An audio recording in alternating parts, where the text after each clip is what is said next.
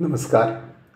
आज मी प्राध्यापक मधु पाटील यांच्या शालेय महाविद्यालयीन रंगभूमीसाठी 5 नाट्यात्मक साहित्य दर्शन या पुस्तकातील स्वातंत्र्य समराची वाटचाल या एकांकिकेच्या मी पाडलेल्या 5 भागांपैकी शेवटचा 5वा भाग वाचतोय.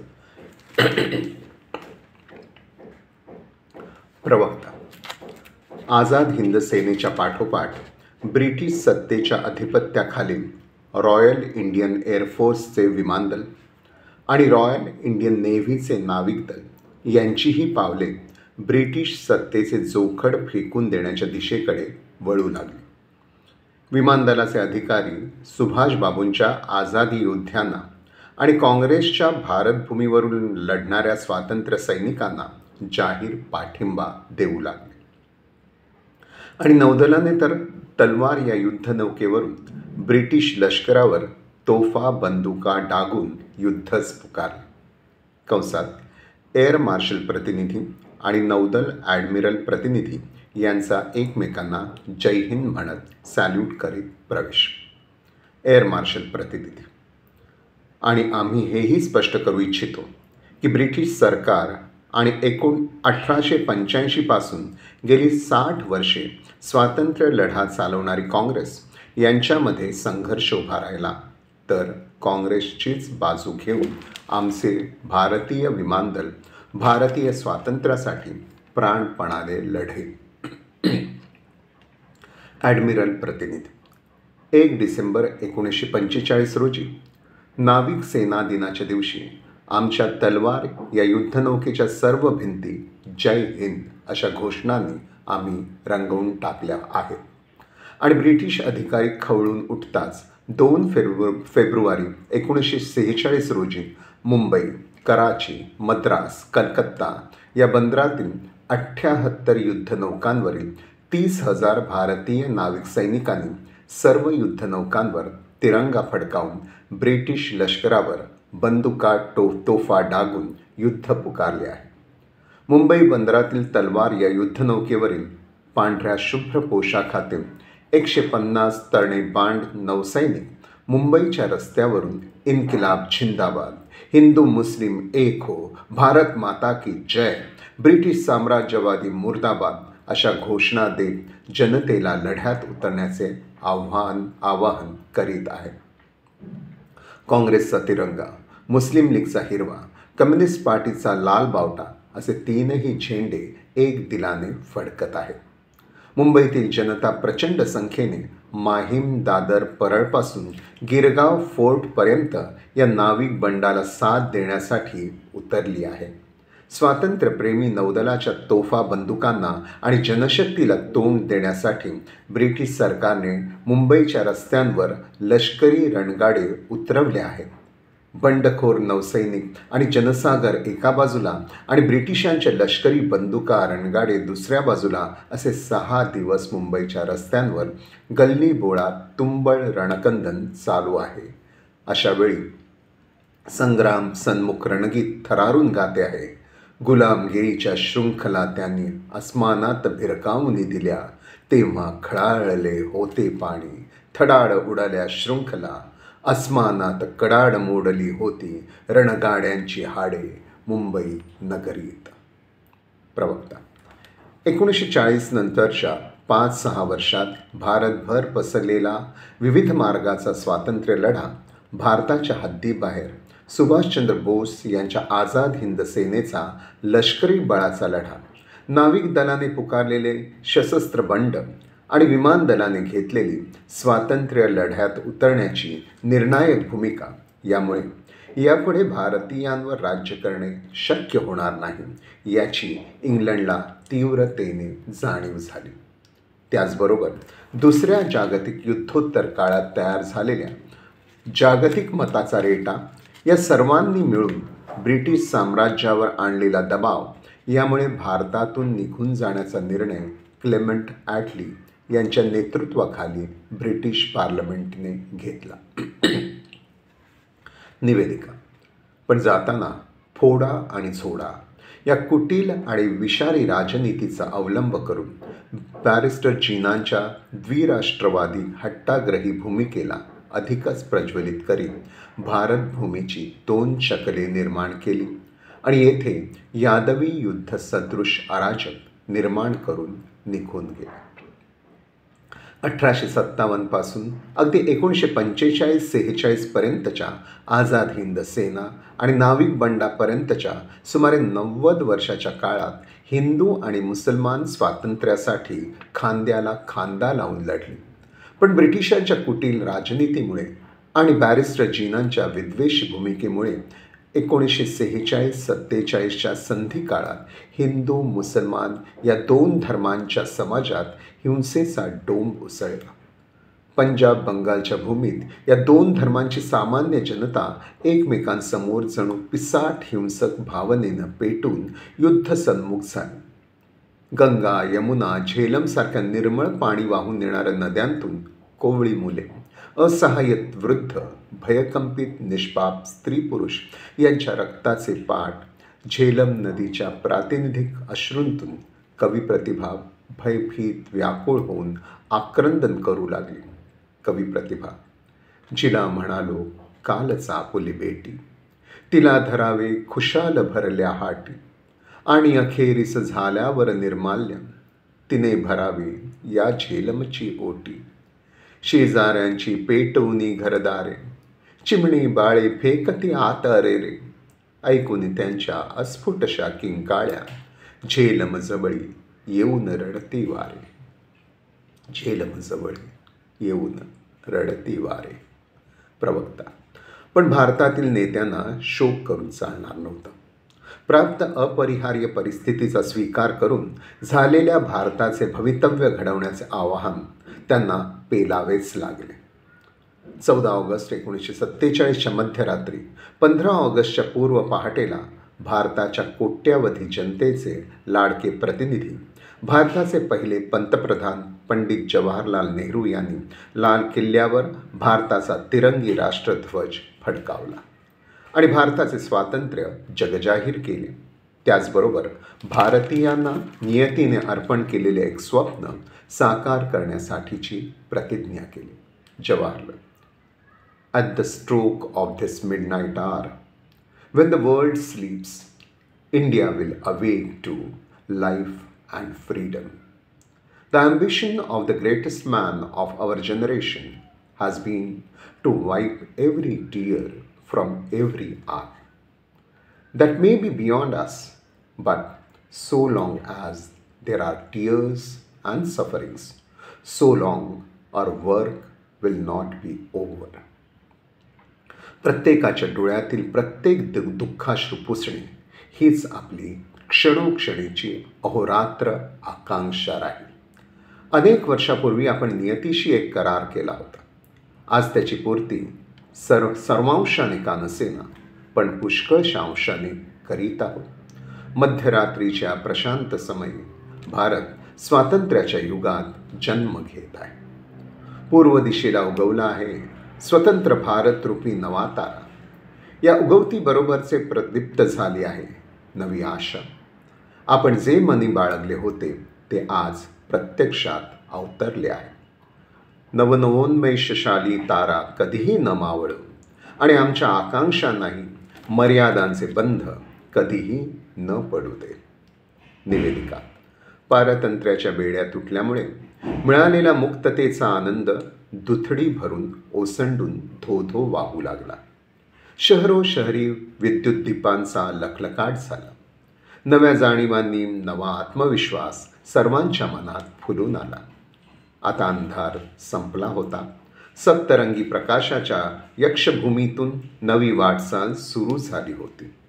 देशाच्या अभिमानाचे आणि अस्मितेचे प्रतीक असलेले विजयी विश्व तिरंगा प्यारा नवी नवी क्षितिजे निरखत डौलाने अस्मानात लहरत होता आणि रवींद्रांच्या जनगणमन या राष्ट्रगीताच्या स्वरांनी आसमंत दुमदुमून जात होता आणि लहान मुले रंगीबेरंगी पोशाख करून स्वतंत्र भारताचे भविष्यातील स्वप्न रंगवीत जुनी नवी गाणी गुंफीत नाचत नाचत गाऊ लागली.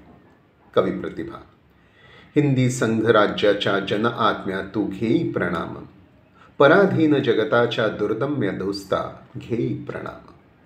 महाराष्ट्र, गुजरात, आंध्र, कर्नाटक, तामिळनाडू, तसेच केरळ, आसाम, ओरिसा, राजस्थान, बिहार, उगवतीचा पंजाब, मावळतीचा वंग, लुकलुकती तारे, उधळीत नित नवरंग. स्वतंत्र होतील अधिकच खुलतील, दीपेल दुनिया, पाहुनी तव बलिदान घेई प्रणाम, पराधीन जगताच्या दुर्दम्य दोस्ता घेई प्रणाम. कळीकाळाची मगरमिठी तू छिन्न भिन्न केली, दीड शतक तो जो मूर्छित मानव जाग त्यास आली. ठोकीला आरोळी हा प्रातः काळी, वृद्ध तरुण बाळे उठतील यावेळी. नव्या यशाने नव्या जोमाने गातील गाणे, करावया बलिदान घेई प्रणाम, पराधीन जगताच्या दुर्दम्य दोस्ता घेई प्रणाम. साम्राज्याला जरी यश आले, चिरावया पंजाब, सिंध पठाणा अलम लावण्या, वंगभूमीला आग. भगत सिंग आत्मा दुभंग होईल का, स्वप्न रवींद्रांचे विरून जाईल का. टाकू किमया स्वयं निर्णया, ऐक्य करावया करू जीवाचे रान घेई प्रणाम, पराधीन जगताच्या दुर्दम्य दोस्ता घेई प्रणाम. आणि शेवटी अणुपरमाणू जनतेच्या सेवेला आणू, संघ संस्कृती नवीन बाणू, नवजन शक्ती हेच सुकाणू. खुडवू जीवन बाग, लावू जुन्याला आग, नव्या जगा पुढती नवा आळवू राग. स्वतंत्र राहू, समता ठेवू, यशाश गाऊ, आणि घेई जन आम घेई घेई प्रणाम, पराधीन जगताच्या दुर्दम्य दोस्ता घेई प्रणाम. हिंदी संघराज्याच्या जनात्म्या तू घेई प्रणाम, घेई प्रणाम. निवेदिका. आणि लहान मुले रंगीबेरंगी पोशाख करून स्वतंत्र भारताचे भविष्यातील स्वप्न रंगवीत, जुनी नवी गाणी कुंफीत नाचत नाचत गाऊ लागली. कवी प्रतिभा. धरतीची आम्ही लेकरे, भाग्यवान धरतीची आम्ही लेकरे. शेतामंदी जाऊया, सांगाती गाऊया, रानीवनी गाती जशी रान पाखरे, भाग्यवान धरतीची आम्ही लेकरे. स्वतंत्रतेने खेळूया, मुक्तपणे डोलूया, भाग्य भारताचे भाग्य आपण सारे मिळवून घडवूया, भाग्यवान धरतीची आम्ही लेकरे, धरतीची आम्ही लेकरे. जातीपाती मोडूया, धर्मपंथ गाडूया, ऐक्याचे नवे स्वप्न उभ्या जगा देऊया, भाग्यवान धरतीची आम्ही लेकरे, धरतीची आम्ही लेकरे. दर्यापार जाऊया, अंतराळ धुंडूया, चंद्रमंगळ विश्व सारे आपल्या कवेत घेऊया, भाग्यवान धरतीची आम्ही लेकरे, धरतीची आम्ही लेकरे. धनधान्य पिकवूया, सोन्याने भूमी मढवूया, समृद्धीने आपला भारत स्वर्गभूमी करूया, धरतीची आम्ही लेकरे, भाग्यवान धरतीची आम्ही लेकरे. प्रवक्ता. असं नाचता गाता गाता कोटी कोटी भारतीयांनी जाहीर केलं, स्वतंत्र भारताच्या लोकशाही प्रणित प्रजासत्ताकाचे सार्वभौम रूप घोष, सर्व व्यक्तिरेखा रंगमंचावर समूह Ghosh. We, the people of India, having solemnly resolved to constitute India into sovereign, democratic republic and to secure to all its citizens justice, social, economic, political, liberty of thought, expression, belief, faith and worship, equality of status and of opportunity, and to promote among them all fraternity, assuring the dignity of the individual and unity of the nation. निवेदिका. हे असे स्वतंत्र प्रजासत्ताक निर्माण करण्यासाठी ज्या स्वातंत्र्यवीरांनी आपलं सर्वस्व दिलं आणि प्रजासत्ताकाच्या रक्षणासाठी ज्या सैनिक योद्ध्यांनी प्राणार्पण केलं, त्या सर्व शहीदांच्या कृतज्ञतापूर्ण याद करूया, कवी प्रतिभेच्या भावभावनांची एकरूप होऊया.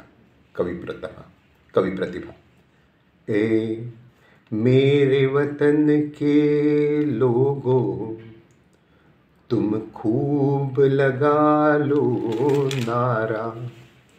ये शुभ दिन है हम सबका, लहरा लो तिरंगा प्यारा। पर मत भूलो सीमा पर वीरों ने है प्राण गवाए।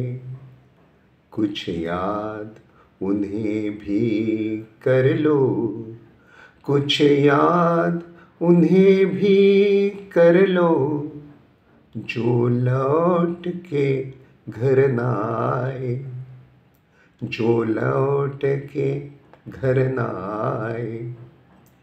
ऐ मेरे वतन के लोगों, जरा आँख में भर लो पानी।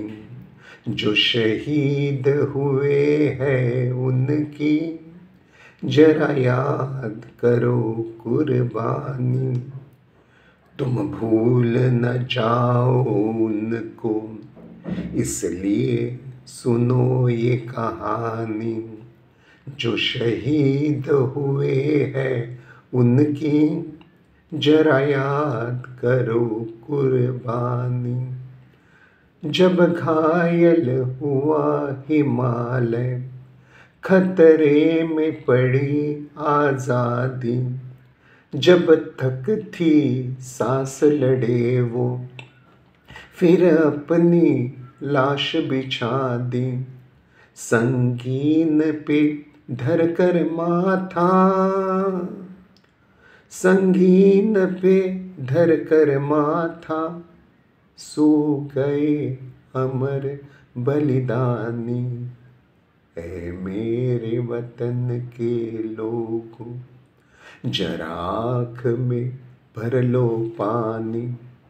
जो शहीद हुए हैं उनकी जरा याद करो कुर्बानी। कोई सिख, कोई जाट मराठा, कोई गुरखा, कोई मदरासी, सरहद पर मरने वाला हर वीर था भारतवासी। जो खून गिरा पर्वत पर वो खून था हिंदुस्तानी। जो शहीद हुए हैं उनको जरा याद करो कुर्बानी। थी खून से लथपथ काया, फिर भी बंदूक उठा के 10-10 को एक ने मारा। फिर गिर गए होश गवा के, जब अंत समय आया तो, जब अंत समय आया तो कह गए अब मरते हैं। खुश रहना देश के प्यारो, खुश रहना देश के प्यारो। अब हम तो सफ़र करते हैं, अब हम तो सफ़र करते हैं। क्या लोग थे वो दीवाने, क्या लोग थे वो अभिमानी। जो शहीद हुए हैं उनकी जरा याद करो कुर्बानी। तुम भूल न जाओ उनको, इसलिए कहे ये कहानी। जो शहीद हुए हैं उनकी जरा याद करो कुर्बानी। जय हिंद, जय हिंद की सेना, जय हिंद, जय हिंद, जय हिंद। इथे या एकांकिकेचा 5वा आणि शेवटचा भाग संपवतोय. या एकांकिकेसाठी संदर्भ घेतले होते. 1. स्वातंत्र्याचे